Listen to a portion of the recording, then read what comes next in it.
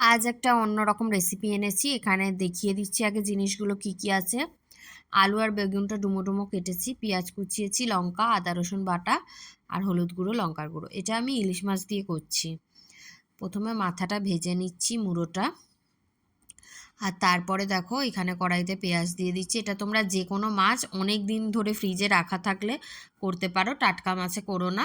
তাহলে টাটকা মাছটা টাটকা মাছের মতো ঝোল করে খেও, কিন্তু মাছটা যখন একটু নরম হয়ে আসবে বা অনেক পুরনো হয়ে যাবে, তখন এই রেসিপিটা করি, ইলিশ মাছের ঝুরিয়ে, যেটা লোটে মাছ দিয়েও করা যায়। তো এটা খুব ভালো লাগে। আমি এটা অনেক দিন বাদে করছি, ইলিশ মাছ তো সেরকম পাই না, আর মেন হচ্ছে 1 কিলো মাছে না অনেক দিন হয়ে গেছে, আর লাস্টে রেগুলার খেতে ইচ্ছে করছে না। তাই এটা এইভাবে করছি, যেটা আমার এতগুলো রেসিপির মধ্যে সব থেকে সেরা হয়েছিল। তো দেখেই নিয়েছো কি কি দিয়েছি, লঙ্কার গুঁড়ো, হলুদ গুঁড়ো, আদা রসুন বাটা, লবণ দিয়ে মাথাটাকে ভালো করে কুচিয়ে কুচিয়ে নিয়েছি। সবটা মিক্স করে আরেকটু লবণ দিয়ে ঢাকা দিয়ে দেবো। ঢাকা দিয়ে রাখলেই ওটা নরম হয়ে আসবে। তারপরে তেল ছেড়ে গেলে গরম ভাতে নামিয়ে নেবো। ধনেপাতা ইলিশ মাছ অ্যাড করার দরকার নেই, তাহলে ইলিশ মাছের গন্ধ ফ্লেভারটা থাকে না।